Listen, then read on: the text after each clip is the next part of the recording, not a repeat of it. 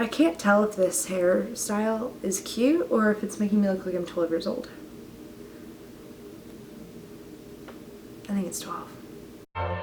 Put your head on my shoulder.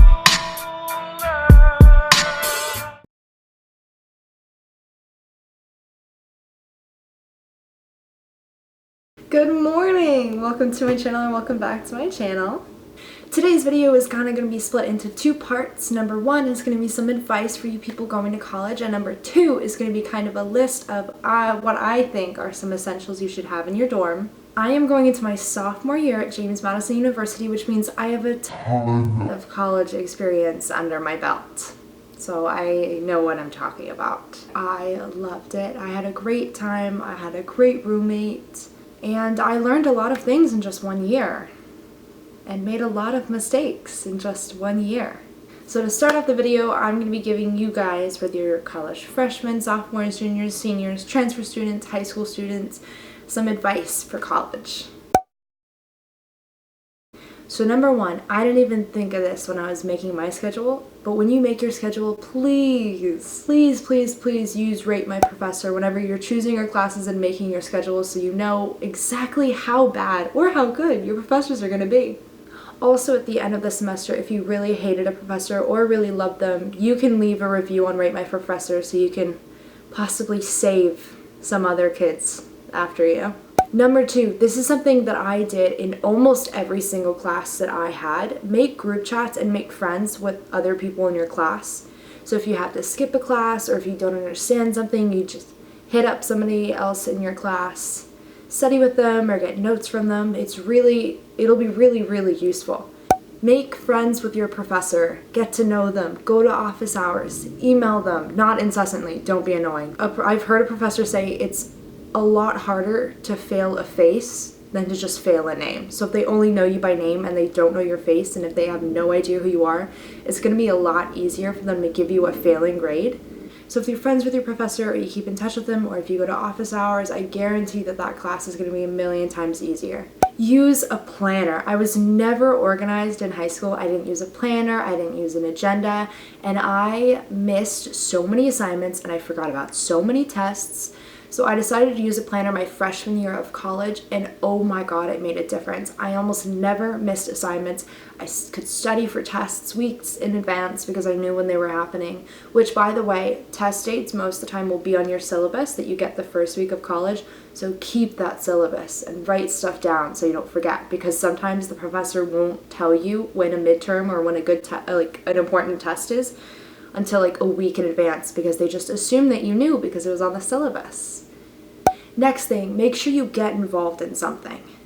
I didn't get involved in anything my first semester in college, and I barely had any friends. Classes were a lot harder for me. So if you get involved in something, whether it's just working out a few times a week, if it's joining a club, rushing, anything like that, make sure you join something so you have a reason to leave your room and you don't just sit in your bed all day. It also helps ease the transition between high school and leaving home into college a lot more if you have more friends, if you have something to do, if you have a reason to get out of bed every morning. So it's super, super, super important that you find one thing that you're super passionate about or one thing that you enjoy doing. Oh my god, I made this mistake last semester and I'm making this mistake next semester, but if you have any say in it, don't overload your morning classes. Don't take an 8 a.m. or a 9 a.m. every single day. I guarantee you're not going to go to bed by 11 p.m. like you say you are, so you're going to be exhausted every single morning, and when you're exhausted every single morning, you're not going to get anything done throughout the day because you're just going to nap all day, which I did. But if you have any say in it, try your best not to overload on classes. Maybe have a day or two where you have an 11 a.m. or a noon as your first class so you get to sleep in a little bit. An 8 a.m. class for high school is a million times different than an 8 a.m. class for college. Next thing, make sure you talk to your advisor. Be friends with your advisor. Email your advisor. If I didn't email my advisor when I was scheduling my classes first semester, I would have taken 3 or 4 classes that wouldn't have counted for anything. And if you make friends with your advisor and you keep in touch with them throughout all 4 years of college, if you have the same advisor all 4 years, You can use them for job recommendations. They can help you find jobs, internships, stuff like that. It's true. You will be broke in college. I promise. College is way more expensive than you think, and not just tuition and books and stuff like that. You're going to be spending money left and right, whether it's on food, stuff for your dorm, going out. You're going to want to shop a lot, online shopping, Amazon Prime.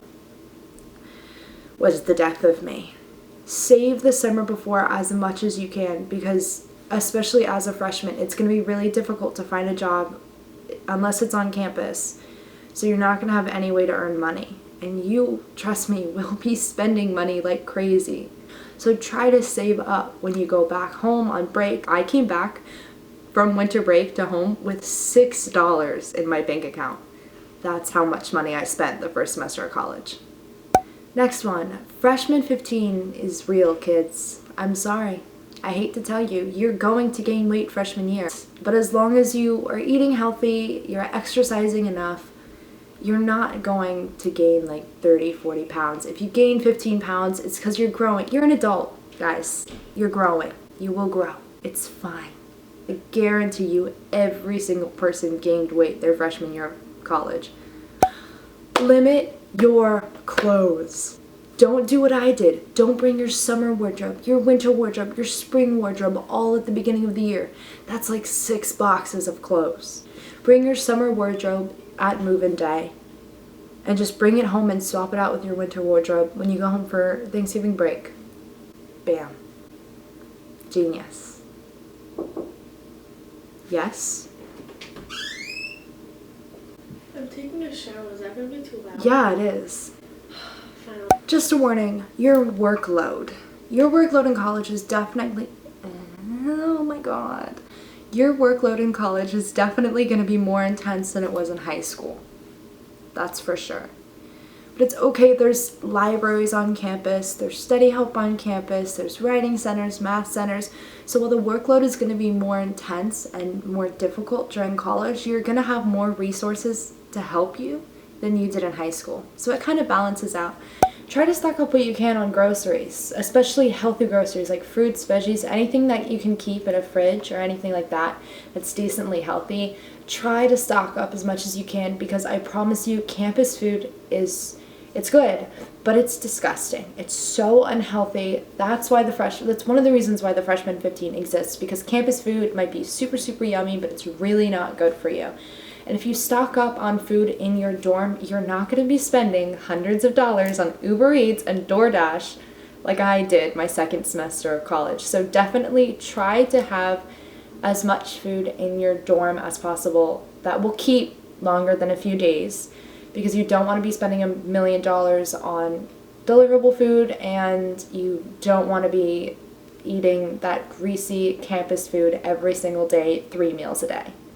Your GPA doesn't define you. It's not the most important thing in the world, but you can't cruise through college and cruise through life with a 2.0 GPA throughout your 4 years. It is nice to have a really good GPA, but if you stay afloat with a 3.0 or above, your future jobs and internships are going to take a little look at your college GPA, so you want to make sure that it's a 3.0 or above, or around a 3.0. You're not going to die if you don't get on the dean's list or on the president's list or anything crazy like that. Just stay afloat with a decent GPA, enough to where if an internship or a job looks at it, they're not going to think that you're a dumbass with like a 1.7 GPA. Like, it's not the end of the world if you don't have a perfect GPA, but just don't be stupid. I feel like that's good advice for just college in general. Don't be stupid. Okay, now for the second part of the video, dorm essentials. Obviously, anything I say you don't have to go out and buy, or some things won't work for some people, or maybe I forgot to mention some things, but this is just kind of a list of things that really worked for me, or maybe a list of things that I didn't think of until a few months into the year that ended up being really useful for me. So, number 1, bring a broom and dustpan to your dorm room.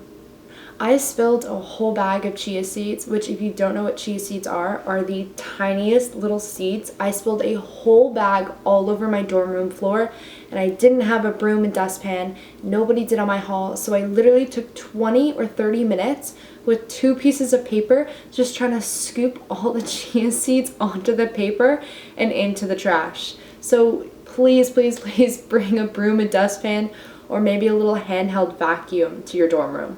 It'll be a lifesaver, I promise.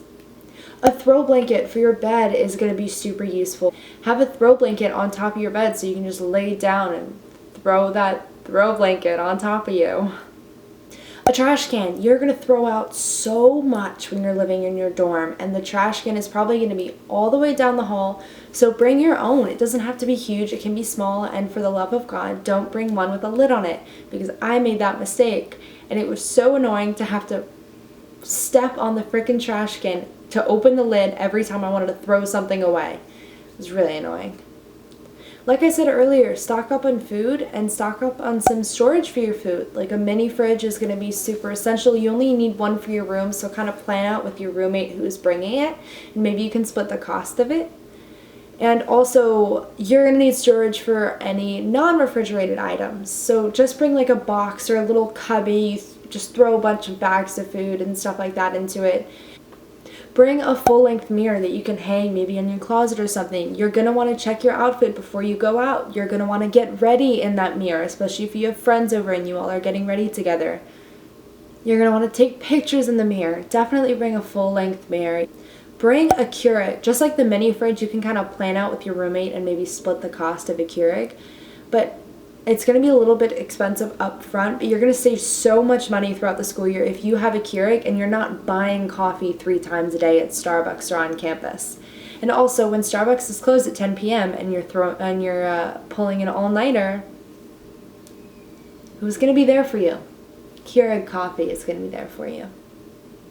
Also, storage for your KEURIG cups. I have a little picture right here of what I did. I had some drawers under my KEURIG to put all my K-cups in, and a little basket to put all the extra ones in under my bed. And then I had a little like to-go station where I put, sticks to stir my coffee or sugar or creamer. It was really cute. A step stool. I totally forgot to buy one until like halfway throughout the semester. But most of the time you're going to loft your bed in college, and you're not gonna wanna throw yourself up your bed to get on at the end of the night when you're exhausted. So definitely bring a step stool so you don't have to climb up your lofted bed every time you want to get into bed. A power strip or 2 and Velcro strips. Velcro command strips are going to be a lifesaver, because especially when your bed is lofted, the outlets are going to be way too far away or too low for you just to plug something in from your bed. So if you buy a power strip and you buy some Velcro strips and just Velcro the power strip onto the side of your bed, you have your outlets literally in arm's reach from your bed, and you can plug in so many more things than if you just use a little 2 outlet thing on your wall. Yeah. A desk hutch. Definitely, it's going to be a little bit expensive, but definitely invest in a desk hutch because it doesn't take up that much dorm in your room. Whoa, what? It doesn't take up that much room in your dorm. It just sits on top of your desk. And the desk storage and drawers that they give you isn't going to be enough space at all.